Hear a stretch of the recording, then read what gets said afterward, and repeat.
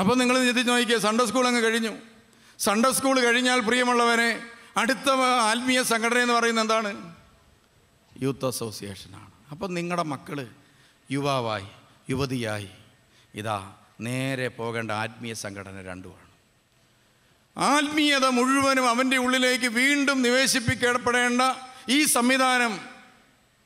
സംവിധാനങ്ങൾ ഇന്ന് ഈ നമ്മുടെ സമൂഹത്തിൽ ഫലവത്തായിട്ടാണോ നടക്കുന്നത്?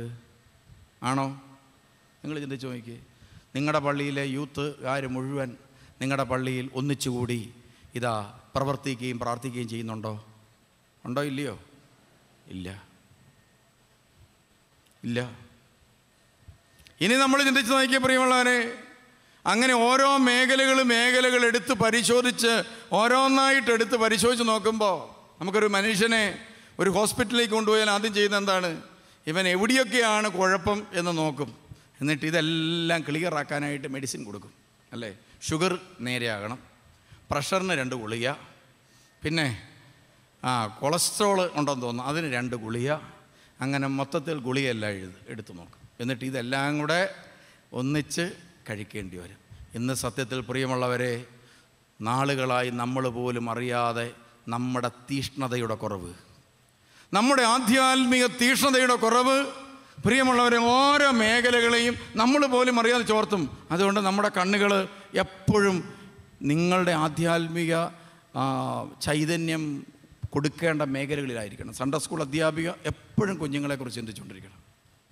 ഞാനിപ്പോൾ ആകെപ്പാടെ എനിക്ക് 24 മണിക്കൂറും ചിന്തിക്കാൻ പോകുമ്പോൾ 2 കാര്യമേ ഉള്ളൂ. ഒന്ന് നമ്മുടെ ഭദ്രാസനം, ദൈവമേ പാവപ്പെട്ട കുറേ മനുഷ്യർ ഇതെങ്ങനെ നടത്തിക്കൊണ്ട് പോകണം, അത് ഒന്നാമത്തെ കാര്യം. രണ്ടാമത് ഒറ്റ ചിന്തയോട് രാത്രിയും പകലും കിടക്കും. എന്താണ്? ദൈവമേ നാളെ ധ്യാനത്തിന് ആൾ വരുമോ, അവരെ എങ്ങനെ വിളിക്കണം, ഇവിടുത്തെ പ്രശ്നങ്ങൾ എങ്ങനെ കൊണ്ടുപോകണം, ഇവിടെ പന്തലിടണം, ഇത്രയും ഉണ്ടായിരുന്നു. ഈ ഒരാഴ്ചയായിട്ട് എനിക്ക് ഒറ്റ ചിന്തയുള്ളൂ. സ്വപ്നം കാണുമ്പോഴെല്ലാം വരുന്ന സമാജക്കാരെയാണ് കാണുന്നത്. അപ്പോൾ പ്രിയമുള്ളവരെ ഓർക്കുക, നിങ്ങളുടെ മനസ്സിൽ ഇതുപോലെ ആയിരിക്കണം. പന്തലിച്ച് നിൽക്കേണ്ടത് എപ്പോഴും ചിന്തകൾ നിങ്ങളുടെ കയ്യിൽ ഏൽപ്പിക്കുന്ന കുഞ്ഞുങ്ങൾ വിശ്വാസത്തിൻ്റെ ചൈതന്യത്തിൽ ആയിരിക്കണം. അതിനുള്ള പരിപാടി ഇനി എന്താ ചെയ്യാൻ പറ്റുക? അതാ നമുക്കൊന്ന് ചിന്തിക്കാനായിട്ടുള്ള. പ്രിയമുള്ളവരെ, വിശ്വാസം പകർന്ന ഒരു മേഖല ഞാൻ പറഞ്ഞു തരാം. ആദിമ നൂറ്റാണ്ടിൽ അപ്പോസ്തലന്മാരുടെ തലയ്ക്കകത്ത് കയറിക്കൂടി ആശയമുണ്ട്. യേശു പറഞ്ഞു, നിങ്ങൾ വിജാതിയരുടെ അടുക്കലേക്ക് പോകരുത്, ഇസ്രായേൽ കുലത്തിലെ നഷ്ടപ്പെട്ട ആടുകളുടെ അടുക്കലേക്കാണ് അയച്ചിരിക്കുന്നത്. യേശു ഒരു പ്രാവശ്യം പറഞ്ഞതാ. അത് അപ്പോസ്തലന്മാരുടെ തലയ്ക്കകത്തേക്ക് കണ്ടവനങ്ങ് കയറി. അതുകൊണ്ട് അതവരൊരു നല്ല ഒരു മാർഗമായിട്ടും കണ്ടു. യേശുക്രിസ്തു പറഞ്ഞിട്ടുണ്ട്, അവനവൻ്റെ കാര്യം നോക്കി സ്വന്തം ജാതിക്കകത്ത് ജീവിച്ചോണം. അതുകൊണ്ട് ആവശ്യമില്ലാത്തവരുടെ ഒരു കാര്യത്തിനകത്തും ഇടപെടരുത്. അതിനുശേഷം യേശു പറഞ്ഞു, നിങ്ങൾ പോയി സകല ജാതികളോടും സുവിശേഷം അറിയിപ്പി. അപ്പോസ്തലന്മാർക്ക് കൂടുതൽ താല്പര്യം വന്നത് ഏതാ? സകല ജാതികളുടെ ഇടയിൽ പോകുന്നതാണോ അതോ സ്വന്തം നാട്ടിൽ നിൽക്കുന്നതാണോ? സ്വന്തം നാട്. അപ്പോസ്തലൻ നമ്മളും അതുപോലെ തന്നെയാണ്. അതുകൊണ്ട് എന്ത് ചെയ്തു? നമ്മളും എന്താണ്, ഞാനും നമ്മുടെ അപ്പുറത്തെ അന്നാമ്മയും ഇപ്പുറത്തെ മറിയാമ്മച്ചേടത്തിയും കൂടി വനിതാ സമാജത്തിൽ എന്തായാലും ആഴ്ചയിൽ ഒരു പാട്ട് പാടുന്നുണ്ട്. എന്താണ്? അക്കരയ്ക്കു യാത്ര ചെയ്യും സിയോൻ സഞ്ചാര. ഞാനൊരിക്കൽ വനിതാ സമാജത്തിന് ക്ലാസ്സിലെക്കാൻ ചെന്നു, ഈ പാട്ട് പാടി. അപ്പം ഞാൻ പറഞ്ഞു, ഇനി ഒരു പാട്ടുകൂടെ പാടിക്കോളാൻ പറഞ്ഞു. ഉടനെ വീണ്ടും അക്കരയ്ക്കു യാത്ര ചെയ്യും. ഈ പാട്ടും വെച്ചോണ്ട് ഇരിപ്പിരിക്കുന്നല്ലാതെ നമ്മുടെ വനിതാ സമാജം വളർന്ന് സമൂഹത്തിലേക്ക് രാജ്യം ഭേദിച്ച് ലോകം ഭേദിച്ച് ഇത് വളരണം, പുഷ്പിക്കണം, കായ്ക്കണം, പുതിയ പുതിയ ദൗത്യങ്ങളിലേക്ക് നമ്മൾ മാറണം. നമ്മളെന്ത് ചെയ്യാണ്? ദൈവകൃപയിൽ ഞാനാശ്രയം. ഉണ്ടോ? അത് കറക്റ്റായിട്ട് പാടി. ഈ പാട്ടിൽ നിന്ന് എനിക്ക് തോന്നുന്നു ഒരു 15 വർഷമായിട്ട് ഈ പാട്ടിൽ നിന്ന് പുതിയൊരു പാട്ടിലേക്ക് വളരാൻ നമ്മളെ കൊണ്ട് പറ്റിയിട്ടില്ല. സത്യമല്ലേ? ഇപ്പോൾ ഒരു പാട്ട് പാടാൻ ഞാൻ പറഞ്ഞു കഴിഞ്ഞാൽ അന്നേരം നിങ്ങൾ ആദ്യം പാടാൻ പോകുന്നത് ദൈവകൃപ, അത് പാടാൻ പോകുന്ന ഏറ്റവും പ്രായം ചെന്ന അമ്മച്ചിയായിരിക്കും. പിന്നെ നിങ്ങൾ അതിൻ്റെ പുറകെ എന്ത് ചെയ്യും? ഈ പഴയ 407 ലോറി പൊളിച്ചു വയ്ക്കാറായ സാധനം ഇത് ആക്സിലേറ്ററെ ഉരുട്ടിക്കൊണ്ട് നടക്കുന്ന പോലെ അങ്ങനെ അങ്ങ് പോകും. ഇതാണ് പരിപാടി. ഇത് പോരാ. നമ്മളൊരു ആത്മീയ വളർച്ചയിലേക്ക്, അപ്പോസ്തലന്മാർ ഇങ്ങനെയായിരുന്നു. അവിടെ തന്നെ കൂടി ചില സുവിശേഷമൊക്കെ അങ്ങോട്ടും ഇങ്ങോട്ടുമൊക്കെ പറഞ്ഞ് ചെറിയൊരു കുർബാനയൊക്കെ ആയിട്ട് പോകാമെന്നാണ് വിചാരിച്ചത്. അപ്പോഴാണ് പ്രിയമുള്ളവരെ അവരങ്ങനെ പിന്നെ തൊഴിയിടിയൊക്കെ കിട്ടുന്നുണ്ട്, ആളുകൾ തെറിയൊക്കെ പറയുന്നുണ്ട്. നല്ല ഒരു പേരും പ്രശസ്തിയും സ്ഥാനമൊന്നും അന്നില്ല. കാര്യം സിംഹാസനമൊക്കെ ഉണ്ടെന്ന് പറഞ്ഞാലും പ്രിയമുള്ളവരെ അതേലങ്ങനെ ഇരിക്കുന്നത് കണ്ടു കഴിഞ്ഞാൽ വെട്ടിക്കൊല്ലും. അപ്പോൾ അതുകൊണ്ട് എല്ലാവരും ഒതുങ്ങി വളരെ മര്യാദക്കാരായിട്ടാണ് സത്യത്തിൽ നടന്നുകൊണ്ടിരുന്നത്. അങ്ങനെ ഇരിക്കുമ്പോഴാണ് പ്രിയമുള്ളവരെ അപ്പോസ്തലൻ ശുശ്രൂഷയൊക്കെ ചെയ്ത് മടുത്ത് ഒരു ദിവസം പ്രിയമുള്ളവരെ നേരെ ജോപ്പ എന്ന് പറയുന്ന ഒരു സ്ഥലത്തെത്തി. 10-ാം അധ്യായം 9-ാമത്തെ വാക്യം. അവർ യാത്ര ചെയ്ത് പിറ്റേ ദിവസം നഗരത്തെ സമീപിച്ചപ്പോൾ പത്രോസ് പ്രാർത്ഥിക്കാൻ മട്ടുപ്പാവിലേക്ക് പോകുമായിരുന്നു. ഏകദേശം 6-ാം മണിക്കൂറായിരുന്നു. അപ്പോൾ 6-ാം മണിക്കൂർ എന്ന് പറയുമ്പോൾ നിങ്ങൾക്കറിയാം ഒരു ഉച്ച സമയത്തായിരിക്കണം. പ്രാർത്ഥിക്കാൻ വേണ്ടിയിട്ട് പത്രോസ് അപ്പോസ്തലൻ മട്ടുപ്പാവിലേക്ക് പോയി വിശക്കുന്നുണ്ട്. അങ്ങനെ വിശപ്പൊക്കെ ആയിട്ട് നേരെ അപ്പോസ്തലൻ മട്ടുപ്പാവിൽ പോയി ഇച്ചിരി നേരം പ്രാർത്ഥിച്ചിട്ട് ഭക്ഷണം ഉണ്ടാക്കി കഴിക്കാമെന്നൊക്കെ വിചാരിച്ചിരിക്കുന്ന സമയത്ത് പ്രിയമുള്ളവരെ തോന്നലാണെന്ന ഓർത്തെ. വിശക്കുന്നവർക്ക് സാധാരണ ദർശനം ഉണ്ടാകും. എന്തായിരിക്കും ദർശനം? ഭക്ഷണം. അന്നേരം ഉണ്ടാകുന്ന സ്വപ്നമൊക്കെ എന്താ? ഭക്ഷണമായിരിക്കും. ഇപ്പോൾ പ്രായം ചെന്ന അമ്മച്ചി ഒരു സ്വപ്നം കണ്ടെന്ന് പറഞ്ഞാൽ ഉറപ്പായിട്ടും കണ്ടത് തന്നെ ആയിരിക്കും കർത്തൂപ്പായിട്ടിരിക്കുന്ന അച്ഛനും ശവപ്പെട്ടി. ഒരു 16 വയസ്സുള്ള പെണ്ണ് സ്വപ്നം കണ്ടെന്ന് പറഞ്ഞാൽ എന്താണ്? ആരുടെയും പുറകെ ബൈക്കിൽ പോയി എന്ന സ്വപ്നമായിരിക്കും കാണാൻ സാധ്യത. കൊച്ചു പിള്ളേർ കാണുന്ന സ്വപ്നം പ്രിയമുള്ളവരെ, ഞാൻ പലപ്പോഴും രാത്രി കിടന്ന് സ്വപ്നം കണ്ടിട്ടുണ്ട്. കൊച്ചു പയ്യനായിരുന്നപ്പോൾ എന്താണെന്നറിയാമോ, ഞാൻ സ്കൂളിൽ സൈക്കിളെ ചവിട്ടി പോകുന്നതാണ്. കാരണം എന്താണ്, സൈക്കിൾ മേടിച്ച് തന്നിട്ടില്ല. അപ്പോൾ മിക്കവാറും സ്വപ്നമാണ് സൈക്കിളിൽ പോകുന്ന സ്വപ്നം. ഇങ്ങനെ ഓരോരുത്തർക്കും ഓരോ സ്വപ്നമുണ്ട്. പത്രോസിന് വിശന്നുകൊണ്ടിരുന്നപ്പോൾ ഉണ്ടായ സ്വപ്നം പ്രിയമുള്ളവർ, ഒരു തുപ്പട്ടി താഴോട്ട് ഇറങ്ങി വരുന്നു. അതിനകത്ത് എന്നാക്കെയുണ്ട്? എല്ലാ ടൈപ്പ് മൃഗങ്ങളുമുണ്ട്, സകല സാധനമുണ്ട്. കഴിക്കാൻ പാടുള്ളതുണ്ട്, കഴിക്കാൻ പാടില്ലാത്തതുണ്ട്. കണ്ടോ? എല്ലാ ടൈപ്പ് സാധനമുണ്ട്. പരിശുദ്ധ സഭയുടെ ഗതിവിഗതികൾ നിയന്ത്രിക്കുന്ന ഒരു വളരെ നിർണായകമായ കാര്യമാണ് ഞാൻ ഇപ്പോൾ പറയാൻ പോകുന്നത്. പ്രിയമുള്ളവരെ, അതിനകത്ത് കഴിക്കാൻ പാടുള്ള ഭക്ഷണമുണ്ട്, കഴിക്കാൻ പാടില്ലാത്ത ഭക്ഷണമുണ്ട്. അങ്ങനെ രണ്ടും കൂടെയാണ്. ഈ രണ്ടും കൂടെ ഇരിക്കുന്ന സമയത്താണ് ഇറങ്ങി ഇങ്ങോട്ട് വന്ന ഉടനെ കർത്താവായ യേശുക്രിസ്തു മേളിൽ നിന്ന് പറഞ്ഞു, എടാ പത്രോസേ, നിനക്ക് വിശക്കുകയല്ലേ, മൊത്തം ഫ്രൈ ചെയ്ത് അടിച്ചോളാൻ പറഞ്ഞു. മൊത്തം യേശുക്രിസ്തു പറയുക, മൊത്തം ഫ്രൈ ചെയ്ത് നീ കഴിക്കേ, വിശപ്പങ്ങ് മാറട്ടെ. ഉടനെ പത്രോസ് അപ്പോസ്തലൻ പ്രായമുള്ള ആളാണല്ലോ, യേശുക്രിസ്തുവിന് ചെറിയൊരു കൗൺസിലിംഗ് കൊടുത്തു. എൻ്റെ കർത്താവേ, നീ ചെറുപ്പാ, ഇത് സഭയുടെ നിയമമൊന്നും അറിയാൻ മേലെ, യഹൂദ സമൂഹത്തിന് നിയമം അറിയാൻ മേലെ, വേദപുസ്തകം വായിച്ചിട്ടില്ലേ? വേദപുസ്തകത്തിനകത്ത് ഒരിക്കലും കഴിക്കാൻ പാടില്ലെന്ന് പറഞ്ഞിട്ടുള്ള ഒറ്റക്കുളമ്പുള്ളത്, പിന്നെ ഈ ഇതില്ലാത്ത ഈ സാധനങ്ങൾ, അങ്ങനെ ഒത്തിരി സാധനങ്ങളുണ്ട്. നിങ്ങൾക്കറിയാമല്ലോ, എൻ്റെ ലിസ്റ്റ് മുഴുവൻ നിങ്ങൾക്ക് കാണാതെ അറിയാം. ഇതെല്ലാം കൂടി ഇറങ്ങി വന്നിരിക്കും. ഇത് മുഴുവൻ കഴിച്ചോ? പത്രോസ് അപ്പോസ്തലൻ പറഞ്ഞു, കർത്താവായ യേശുവേ, എന്നെ പരീക്ഷിക്കാൻ നോക്കണ്ട, നോയമ്പ് വിട്ടിട്ടുള്ള ഒരു കളിയും ഞാൻ കളിക്കത്തില്ല, ഞാനിത് ഭക്ഷിക്കത്തില്ലെന്നു. ഉടനെ കർത്താവായ യേശുക്രിസ്തു ഒരു ചോദ്യം ചോദിച്ച്, മോനെ, ഞാൻ വിശുദ്ധീകരിച്ച് നൽകിയത് മലിനമെന്ന് എന്തുകൊണ്ടാണ് നീ ചിന്തിക്കുന്നത്? ഞാൻ വിശുദ്ധീകരിച്ച് നൽകിയത് നീ മലിനമെന്ന് ചിന്തിച്ചാൽ സംഭവിക്കാൻ പോകുന്ന എന്താ? ഇപ്പം പ്രിയമുള്ളവരെ, ഞാൻ നിങ്ങൾക്ക് വേണ്ടി തരാനായിട്ട് കുറേ മാങ്ങ, ഇവിടെ കണ്ടല്ലോ മാങ്ങ, അപ്പോൾ കുറേ മാങ്ങ പഴുത്തതുണ്ട്. ഞാനിത് പറിച്ച് നല്ല പൂളി നിങ്ങൾക്ക് കൊണ്ട് തന്നിരിക്കുക, ഇവിടെ കൊണ്ട് വെച്ചിരിക്കുക. ഉടനെ കുറച്ചു നേരം കഴിഞ്ഞപ്പോഴത്തേനും പ്രിയമുള്ളവർ അവിടെ കൊണ്ട് വെച്ചിരിക്കുക, എല്ലാവർക്കും പോകുന്ന വഴിക്ക് എടുത്തുകൊണ്ട് പോകാനാണ്. ഉടനെ ഒരമ്മച്ചി ചുമ്മാ ഒരു കമൻറ്റ് പറഞ്ഞ്, അയ്യോ, ഇതിനകത്ത് പുഴുണ്ടെന്നാണ് തോന്നുന്നത്, ഇപ്പോഴത്തെ മാങ്ങായിക്കകത്തെല്ലാം പുഴുവാ. ഉടനെ വനിതാ സമാജത്തിൻ്റെ അമ്മണിയാൻ്റി ഇത് കേട്ട് അമ്മണിയാൻ്റി പതുക്കെ ഇതെടുത്ത് ചെന്നത് അപ്പുറത്തെ പറമ്പിലേക്ക് എറിഞ്ഞ്, ഞാൻ വിശുദ്ധീകരിച്ചത്, ഞാൻ കൊടുക്കാൻ ആഗ്രഹിച്ചത് ഇപ്പം എവിടെ കിടക്കുക? അപ്പുറത്തെ പറമ്പിൽ കിടക്കുക. കണ്ട എൻ്റെ കുഴപ്പം മനസ്സിലായോ? അപ്പോസ്തലൻ്റെ തലയ്ക്കകത്ത് കയറിക്കൂടിയ പഴകി തുരുമ്പിച്ചു പോയ ആശയങ്ങൾ ഇന്ന് സഭയ്ക്ക് സംഭവിച്ചു പോയിരിക്കുന്ന ഒരു ദുരന്തം ഇതാണ്. എവിടെയോ ആരുടെയൊക്കെ തലയിൽ പ്രിയമുള്ളവരെ തുരുമ്പിച്ച് കിടക്കുന്ന സാധനങ്ങളെല്ലാം കൂടെ നമ്മൾ ഓപ്പറേറ്റ് ചെയ്ത് പഴയ സംഭവമായിട്ട് ഇങ്ങനെ വെക്കുകയാണ്. പഴയ കമ്പ്യൂട്ടറൊക്കെ എടുത്ത് നമ്മൾ ചെയ്യുന്ന പോലെ. ഇപ്പോൾ പ്രിയമുള്ളവരെ, കമ്പ്യൂട്ടർ എടുത്ത് ഓണാക്കി വെച്ചുകൊണ്ടിരിക്കുന്ന സമയത്ത് ഒരു ആൾ പറയാം, ഞാൻ ടൈപ്പ് റൈറ്റിങ്ങേ ചെയ്യത്തുള്ളൂ, അതുകൊണ്ടുള്ളത് മതി എന്ന് പറഞ്ഞാൽ ഇപ്പോൾ നടക്കുമോ? ഇന്ന് ഈ ആഴ്ചയിൽ ഇത് അടിച്ചെടുക്കാൻ പറ്റുമോ? ഇല്ല. അതിനെന്തുപയോഗിക്കണം? കമ്പ്യൂട്ടർ തന്നെ ഉപയോഗിക്കണം. കമ്പ്യൂട്ടർ തന്നെ ഉപയോഗിച്ചേ പറ്റൂ. വേറൊരു ഓപ്ഷൻ ഇല്ല. ആ ഓപ്ഷന് പോയാൽ നമ്മൾ ഔട്ട്ഡേറ്റഡ് ആകും, നമ്മൾ പുറന്തള്ളപ്പെടും. ഇതാ സംഭവിക്കാൻ പോകുന്നത്. ഇന്ന് ക്രൈസ്തവ സമൂഹത്തിൽ നിന്ന് നമ്മൾ പുറന്തള്ളപ്പെടാതിരിക്കണമെങ്കിൽ പ്രിയമുള്ളവരെ, ദൈവം വിശുദ്ധീകരിച്ചവയും ദൈവം സാധ്യതകളായി കാണുന്നവയും ഒക്കെ നമ്മൾ എന്ത് ചെയ്യണം? തിരിച്ചറിയാൻ പറ്റണം. അത് സാധ്യമാകണമെങ്കിൽ പത്രോസ് പഴയ നിയമം വെച്ചുകൊണ്ടിരുന്നാൽ മതിയോ? പോരാ. അപ്പോൾ ദൈവം എന്താഗ്രഹിക്കുന്നുവെന്ന് തിരിച്ചറിയണം. യേശു അപ്പോൾ ആഗ്രഹിച്ചതാണ്. അത് പത്രോസിനൊരു വെളിപാടായി സ്വീകരിച്ചു. ഇനി പത്രോസിന് ഈ ദൈവസ്വരം കേൾക്കാനുള്ള കഴിവില്ലായിരുന്നെങ്കിൽ എന്ത് പറ്റിയേനെ? തുപ്പട്ടി വരികയും ചെയ്യും, തുപ്പട്ടി കയറിപ്പോവുകയും ചെയ്യും. പത്രോസ് പറയും, മകനെ കയ്യിലിരിക്കേണ്ട നിൻ്റെ വേല, നമ്മളെ കൊണ്ട് നോയമ്പ് തെറ്റിക്കാനുള്ള പരിപാടിയല്ലേ, നടക്കുകയല്ല കേട്ടോ. നോയമ്പെടുക്കരുത് നല്ലതിനർത്ഥം കേട്ടോ, നിങ്ങൾ അർത്ഥം മനസ്സിലായിക്കോണേ. അവസാനം പ്രിയമുള്ളവരെ, തുപ്പട്ടി താഴോട്ടിറക്കി വന്ന പോലെ കയറിപ്പോയി.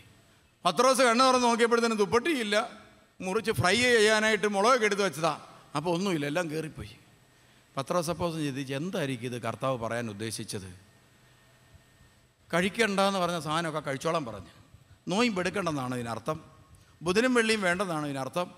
അതോ 40 ദിവസം നോയമ്പ് 50 ദിവസം നോയമ്പ് വേണ്ടെന്നാണോ അർത്ഥം? എന്നാ ഇതിൻ്റെ അർത്ഥം? പത്രോസിനൊന്നും മനസ്സിലായില്ല. കാലഘട്ടങ്ങളുടെ വെളിപാടുകളെ ഉൾക്കൊള്ളാൻ പറ്റാത്തവർക്ക് പ്രിയമുള്ളവരെ അടുത്ത തലമുറയിലേക്ക് തീ കത്തിക്കാനാവില്ല. നമ്മൾ അറിഞ്ഞോണം. കാലഘട്ടത്തിൽ ക്രിസ്തു പറയുന്ന ദൈവം നൽകുന്ന വെളിപാടുകളെ ഉൾക്കൊള്ളാൻ കഴിയുന്നില്ലെങ്കിൽ അടുത്ത തലമുറയ്ക്ക് തീ കത്തിക്കാൻ നമ്മളെ കൊണ്ടാവില്ല.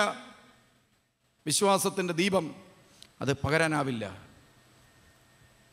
പത്രോസ് അപ്പോസ്തലൻ കുറച്ചു നേരം കഴിഞ്ഞപ്പോൾ ഭക്ഷണം ഉണ്ടാക്കാനായിട്ട് കയറിയപ്പം കോളിംഗ് ബെല്ലടിച്ച് ഒരു മനുഷ്യൻ വന്ന്. ആരാ അത്? ഞാൻ കൊർന്നേലിയൂസ് എന്ന് പറഞ്ഞ ഒരു ഭക്തനുണ്ട്. അതാരാ? ഒരു വിജാതീയനാണ്.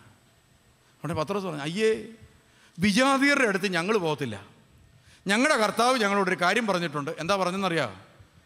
നിങ്ങൾ ഇസ്രായേൽ കുലത്തിന് നഷ്ടപ്പെട്ട ആടുകളുടെ അടുത്ത് ആ കാര്യം ചിന്തിച്ചാൽ മതി, വേറെ ആവശ്യമില്ലാത്ത കാര്യങ്ങൾ ചിന്തിക്കാൻ പോകണ്ടെന്ന് പറഞ്ഞിട്ടുണ്ട്. അതുകൊണ്ട് ഞങ്ങൾ പോകത്തില്ല. ഉടനെ പറഞ്ഞു, ഇന്നലെ കൊർന്നേലിയൂസ് എന്ന് പറയുന്ന ഒരു ഭക്തനുണ്ട്. അയാളൊരു ഭക്തനാണ്, നല്ല പ്രവൃത്തികൾ ചെയ്യും, പൈസയൊക്കെ കൊടുക്കും ആളുകൾക്ക്. പക്ഷേ യേശുവിനെ ഒന്നും അറിയാൻ മേല, ക്രിസ്തീയ മതത്തിൽ ചേർന്നിട്ടില്ല, കേട്ടിട്ടേ ഉള്ളൂ. ഇങ്ങനെ യേശു ക്രിസ്തു എന്ന് പറഞ്ഞ ഒരാൾ വന്നിട്ടുണ്ട്, ആളെ തൂക്കിക്കൊന്നു, ശിഷ്യന്മാരൊക്കെ ഇങ്ങനെ നടന്നേണ്ടൊക്കെ പരിപാടി കാണിക്കുന്നുണ്ട്. മൊത്തത്തിൽ ഈ അടുത്ത കാലത്ത് തീവ്രവാദ പ്രവർത്തനം പോലെയാണ് കാണുന്നത്. ഇവരെ തട്ടാൻ വേണ്ടിയിട്ട് ഇപ്പോൾ സമൂഹത്തിൽ പ്രത്യേക പ്രവർത്തനം നടന്നുകൊണ്ടിരിക്കും. ഇത്രയൊക്കെ കേട്ടിട്ടുള്ളൂ. അപ്പോൾ കൊർന്നേലിയൂസിനൊരു ദർശനം, ദൈവിക ദർശനം. എന്താ ദർശനം?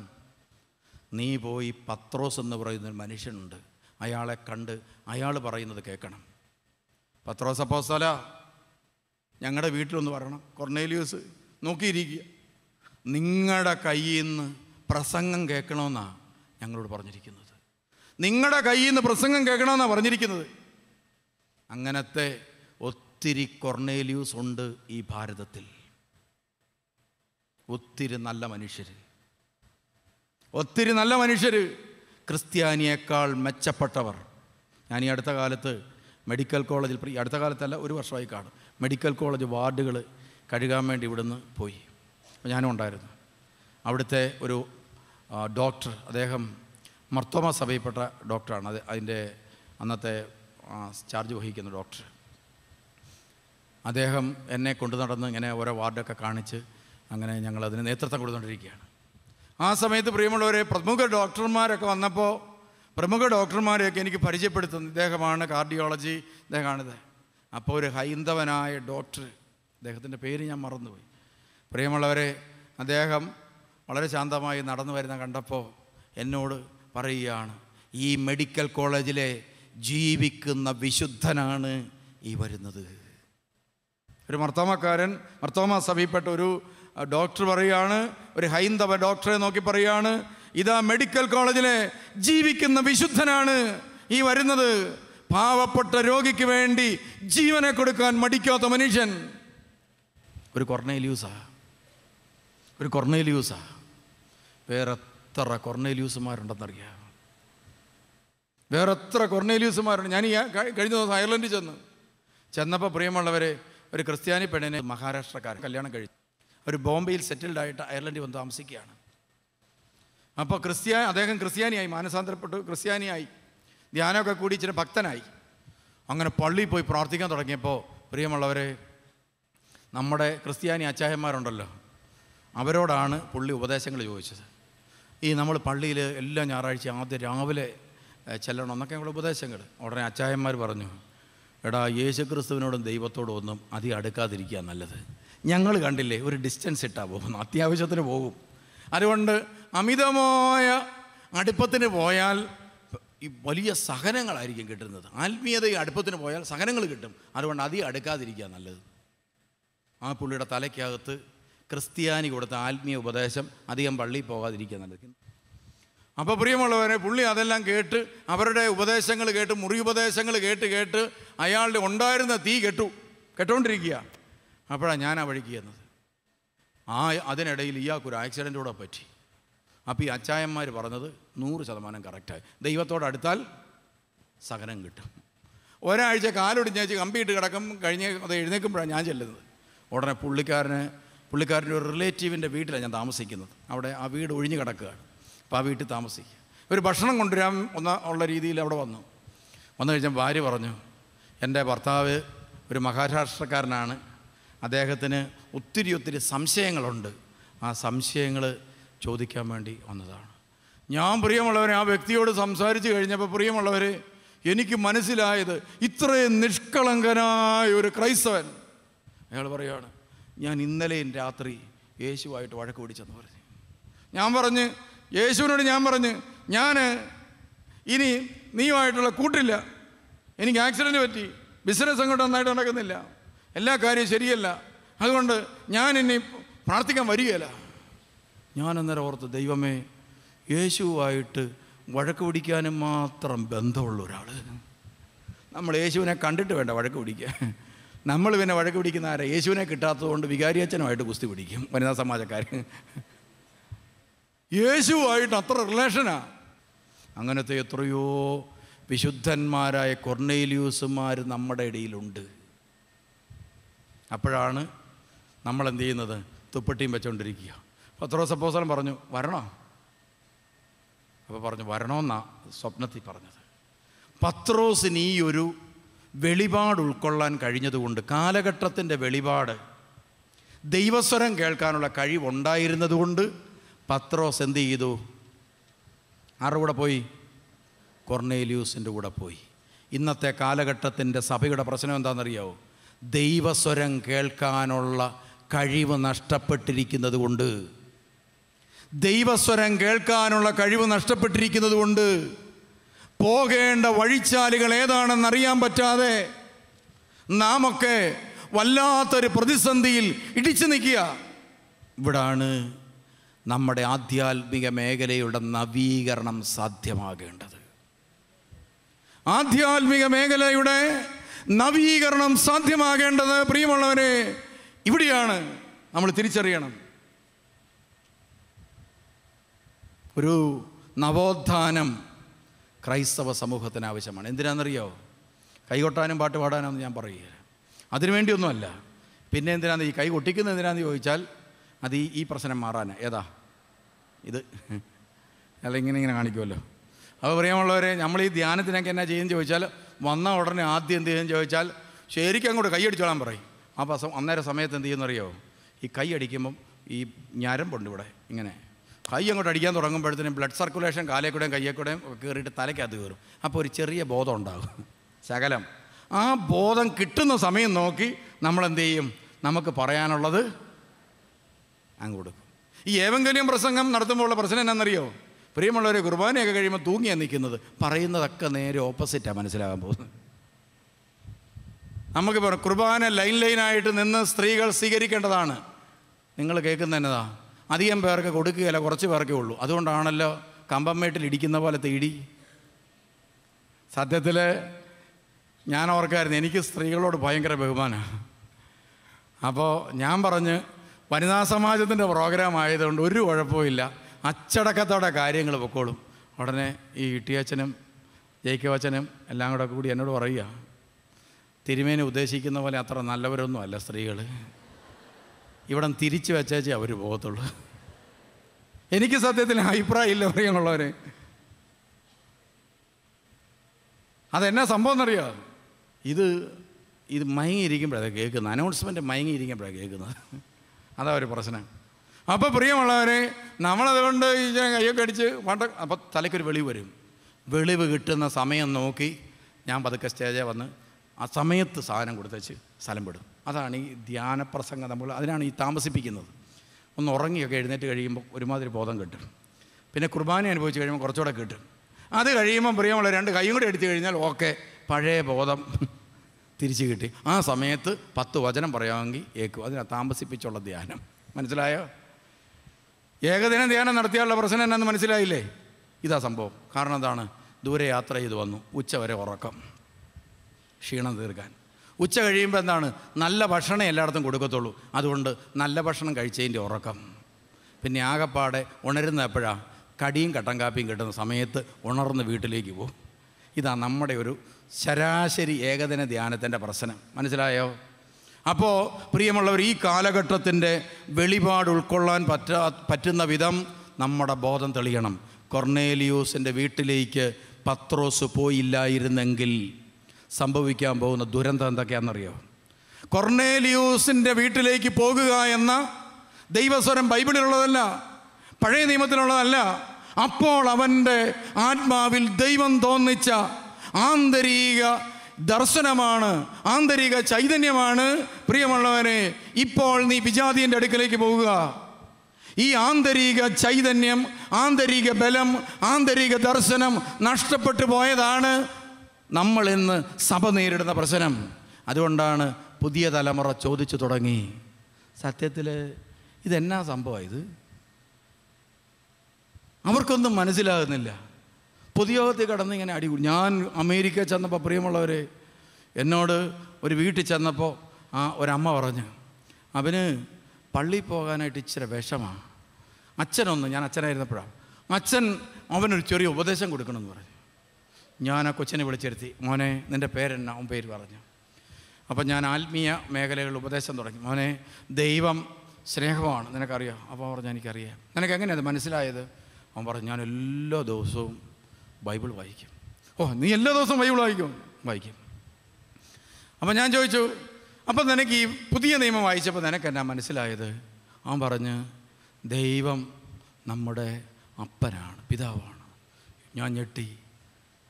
അതൊരു വലിയ വെളിപാടാണ് അവന് കിട്ടിയിരിക്കുകയാണിത്. ദൈവം എൻ്റെ പിതാവാണ്. അപ്പം ഞാൻ ചോദിച്ചു, നിനക്ക് ദൈവത്തെ കാണാൻ പറ്റുന്നുണ്ടോ? അപ്പോൾ പറഞ്ഞ്, നീ കുമ്പസാരിക്കാറുണ്ടോ? അന്നേരം അവൻ പറഞ്ഞു, എനിക്ക് ചെറിയ മിസ്റ്റേക്കൊക്കെ പറ്റും, മാതാപിതാക്കന്മാരെ അനുസരിക്കുക. അതൊക്കെ വരുമ്പോൾ ഞാൻ വൈകിട്ട് മുറി കയറിയിരുന്ന് യേശു അപ്പച്ചനോട് ഞാൻ ക്ഷമയൊക്കെ ചോദിക്കും. അപ്പോൾ ക്ഷമയെല്ലാം ചോദിച്ചു കഴിയുമ്പം യേശു അപ്പച്ചൻ പറയും, സാരമില്ല, എല്ലാം പോട്ടെ. അപ്പോൾ പിന്നെ എനിക്ക് വർത്തമാനം പറയാൻ പറ്റും. അപ്പോൾ ഞാൻ എൻ്റെ എല്ലാ കാര്യങ്ങളും യേശു അപ്പച്ചനോട് പറയും. എൻ്റെ സർട്ടിഫിക്കറ്റ് കിട്ടാനുള്ളത്, ക്ലാസ്, ഇങ്ങനെ എല്ലാം പറയും. ഞാൻ അന്തിച്ചിരിക്കുക, ദൈവമേ, ഇവനെന്നെ പള്ളിയിൽ പോവുകയില്ലെന്ന് തള്ള പറഞ്ഞ പയ്യൻ്റെ അവസ്ഥ ആത്മീയത. ഈ അമേരിക്കയിലെ പിള്ളേരൊക്കെ വളരെ നിഷ്കളങ്കരായ പിള്ളേരാണ്, ഇന്നസെൻ്റാണ്. അപ്പോൾ ഇവന് നല്ല ആത്മീയതയാണ്. അപ്പം ഞാൻ പറഞ്ഞു, അങ്ങനെയാണെങ്കിൽ മോൻ എന്ത് ചെയ്യണം? എല്ലാ ഞായറാഴ്ചയും പള്ളിയിൽ പോകണം, പ്രാർത്ഥിക്കണം, കുർബാനയിൽ പങ്കെടുക്കണം. ഉടനെ എന്നോട് പറയുക, എനിക്ക് പള്ളിയിൽ പോകാൻ വിഷമാണ്. അമ്മ എപ്പോഴും നിർബന്ധിക്കും, എനിക്ക് പള്ളിയിൽ പോകാൻ വിഷമാണ്. ഞാൻ ചോദിച്ചു, അതെന്താ? പള്ളിയിൽ പോകുന്നത് നല്ലതല്ലേ? യേശുവിൻ്റെ തിരുശരീര രക്തങ്ങളായിട്ട് യേശുവിനെ കാണാൻ പറ്റുമല്ലോ. ഉടനെ പറഞ്ഞു, ഈ വലിയവരെല്ലാം കൂടി പള്ളിയിൽ കിടന്ന് വഴക്ക് പിടിക്കുകയും അടിപിടി കൂടുകയും ഒച്ചപ്പാട് വെക്കുകയും ചെയ്യുമ്പോൾ യേശു അപ്പച്ചന് എന്തോരം വേദന എടുക്കുന്നുണ്ട്. അത് കാണാൻ എനിക്ക് പറ്റുന്നില്ല. അതുകൊണ്ട് ഞാൻ ഇനി പള്ളിയിലേക്കില്ല. ഇത് പറഞ്ഞ് പടിയിറങ്ങുന്ന ഒരു തലമുറ അടുത്ത തലമുറയിൽ നമ്മുടെ നെഞ്ചിൽ നിന്ന് പാല് കുടിച്ച്, നമ്മുടെ ഉദരത്തിൽ നിന്ന് പുറത്തിയാടി, നമ്മുടെ മാറിൽ കിടന്ന് താരാട്ടും തലോടലും ഏറ്റ നമ്മുടെ സഭയിൽ ഇതാ മാമോദീസ തൊട്ടിയിൽ നിന്ന് പുറത്തു വന്നൊരു കുഞ്ഞ്, ഒരു പുരോഹിതൻ്റെ കൈകളാൽ അഭിഷേകം ചെയ്യപ്പെട്ട ഒരു കുഞ്ഞ് നാളെ ഈ പടിവിട്ട് ഇറങ്ങിപ്പോകാൻ ഇതാ ഞാനും നിങ്ങളും ഒരു കാരണമാകരുത്. അതിനു മുമ്പ് അവൻ്റെ ജീവിതത്തിൽ ഇതാ ദൈവം അവന് കൊടുക്കുന്ന സമാധാനവും സന്തോഷവും, അവന് കാലഘട്ടത്തിലൂടെ ദൈവം അവനോട് സംസാരിക്കുന്ന ദൈവസ്വരവും അവൻ്റെ നെഞ്ചിൽ കൊടുക്കാൻ എനിക്കും നിങ്ങൾക്കും ബാധ്യതയുണ്ട് പ്രിയമുള്ളവരെ. ആ ബാധ്യത ഈ വനിതാ സമാജത്തിൻ്റെ ഈ വർഷത്തെ ക്യാമ്പ് ഏറ്റെടുക്കണം. അതാണ് എനിക്ക് പറയാനുള്ളത്. ആ ക്യാമ്പ് ഏറ്റെടുക്കണം. അപ്പോൾ കൊർന്നേലിയൂസ് എന്ത് ചെയ്തു? പത്രോസി എന്ന ഉടനെ പ്രിയമുള്ളവർ കൊർന്നേലിയൂസ് കൈയൊക്കെ കൂപ്പിപ്പിടിച്ച് ചുംബനമൊക്കെ കൊടുത്ത് പാദം ചുംബിച്ച് അവർ കയറിയിരുന്നു. പത്രോസ് അപ്പോസ്തലൻ പറഞ്ഞു, ഞാൻ യേശുവിനെക്കുറിച്ചാണ് പറയുന്നത് എന്നൊക്കെ പറഞ്ഞൊരു നല്ല പ്രസംഗം കൊടുത്തു. എന്താ സംഭവിച്ചെന്നറിയോ പ്രിയമുള്ളവരെ? പത്രോസ് ഇത് പറഞ്ഞുകൊണ്ടിരിക്കേ, പത്രോസ് യേശുവിനെക്കുറിച്ച് സുവിശേഷത്തെക്കുറിച്ച് പറഞ്ഞുകൊണ്ടിരിക്കേ, കേട്ടുകൊണ്ടിരുന്ന എല്ലാവരുടെ മേലും പരിശുദ്ധാത്മാവ് വന്നു. എല്ലാവരുടെ മേലും. ആരുടെയൊക്കെ മേല? അവിടെ എല്ലാ ജാതിക്കാരും ഇരിപ്പുണ്ടായിരുന്നു, പല മതക്കാരിരിപ്പുണ്ടായിരുന്നു. ഇരുന്ന മുഴുവൻ പേർക്കും മാമോദീസ പോലും മുക്കാതെ പരിശുദ്ധാത്മാവ് അവരിലേക്ക് ഒഴുകുന്ന കാഴ്ച പത്രോസ് കണ്ടു. ഇത് കണ്ട പത്രോസ് അപ്പോസ്തലൻ വിജാതീയർ കൈകൊട്ടാൻ തുടങ്ങി. ദൈവമേ, ഇതാ മാമോദീസ പോലും മുങ്ങാത്ത വിജാതീയർക്ക് പോലും, വിഗ്രഹാരാധരായ ആളുകൾക്ക് പോലും പരിശുദ്ധാത്മാവിൻ്റെ ചൈതന്യം വന്ന് അവർ യേശുവിനെ തിരിച്ചറിയുന്ന കാഴ്ച കണ്ട് ആദിമ നൂറ്റാണ്ടിലെ സഭ സന്തോഷത്തോടെ ഇരുന്നു. ഇത് കണ്ടാണ് പത്രോസ് അപ്പോസ്തലന് ഒരു ബോധ്യം കിട്ടിയത്. എന്നാ ബോധ്യം കിട്ടിയെന്നറിയോ? ചേട്ടാ, നമ്മളിവിടെ ഇങ്ങനെ കുത്തിപ്പിടിച്ചിരുന്നിട്ട് കാര്യമില്ലല്ലോ. നമ്മൾ ഈ കിട്ടിയിരിക്കുന്ന ഈ അഭിഷേകവും ശക്തിയും സുവിശേഷവും കൂദാശയും ഇതൊക്കെ ഇങ്ങനെ പിടിച്ചു വെച്ചുകൊണ്ടിരുന്നിട്ട് കാര്യമില്ലല്ലോ. ഇത് ലോകത്തിലുള്ള മുഴുവൻ മനുഷ്യരിലേക്കും പകരുകയാണെങ്കിൽ, ഈ വിശ്വാസം, ഈ ചൈതന്യം പകരുകയാണെങ്കിൽ ലോകം മുഴുവനും വിജാതിയർക്ക് പോലും വിഗ്രഹാരാധകർക്ക് പോലും യേശുവിനെ സ്വീകരിച്ച് ഒരു സഭയുടെ ഭാഗമായി വരാൻ പറ്റുമല്ലോ എന്ന ബോധ്യം ഇല്ല. അവർക്ക് പേടിയായിരുന്നു പോകാൻ. അവരുടെ ഉള്ളിൽ അങ്ങനെ ഒരു ആശയില്ലായിരുന്നു. പെട്ടെന്ന് യേശു പറഞ്ഞിട്ടുണ്ടെങ്കിൽ അവർക്ക് അങ്ങോട്ട് ബോധ്യം വന്നില്ല. അവരാ ഇസ്രായേലിലൊക്കെ തന്നെ, ജെറുസലേമിലൊക്കെ തന്നെ കറങ്ങാനായിരുന്നത്. അങ്ങനെ ഈ കൊർന്നേലിയൂസ് വിളിച്ചില്ലായിരുന്നെങ്കിൽ, കൊർന്നേലിയൂസിന് വേണ്ടി ദൈവം കൊടുത്ത ദൈവസ്വരം കേട്ടില്ലായിരുന്നെങ്കിൽ സഭ എന്ന് പറയുന്ന ഒരു സംവിധാനം ഇന്ന് ലോകത്തിലുണ്ടാവില്ലായിരുന്നു. എവിടം കൊണ്ട് അവസാനിച്ചേനെ?